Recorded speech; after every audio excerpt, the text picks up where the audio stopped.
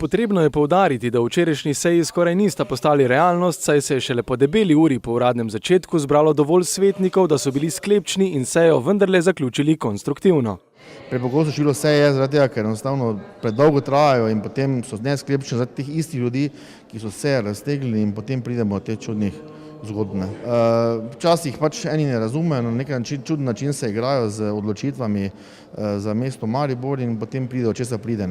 Marsikdo pozabi, da tukaj ni v svojem imenu, ampak je predstavnik ljudi, in jaz upam, da tudi ljudje to opazujejo in tudi na koncu na volitvah to ustrezno nagradijo.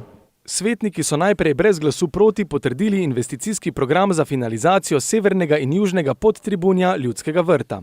Sledila je obravnava in potrditev letnega poročila javnega podjetja za gospodarjenje stavbnimi zemljišči, pri čemer je svetnike zanimalo predvsem, ali jim bo s prodajo zemljišč uspelo zbrati načrtovane 4 milijone evrov. Morate vedeti, da mi na pamet takšnih številk ne postavljamo. V začetku konc lanskega leta, v začetku letošnjega se je pojavil že investitor, ki je zelo zainteresiran za večje zemljišče na Teznem. Tisto območje je okoli 6 hektarjev, 60 tisoč kvadratov in po ocenitvi, ki jo imamo, je vredno okoli 3,5 pa nekaj milijonov evrov.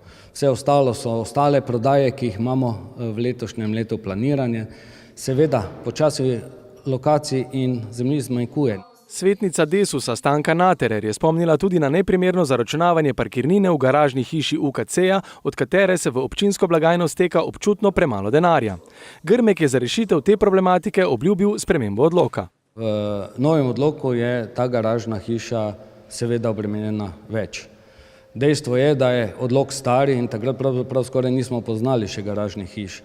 V odloku je to, kar je, in danes sem vesel, da je mestna svetnica, ki je vsako sejo mestnega sveta spraševala, in če smo oškodovali kaj občinski proračun, da nismo pravilno zaračunavali te garažne hiše, tudi sama dobila mnenje od Ministrstva za okolje in prostor, da pri zaračunavanju samem ni bilo nobene napake. Se pa strinjam, da je odlok star in verjetno nepravilno zaračunavanje na podlagi samega odloka.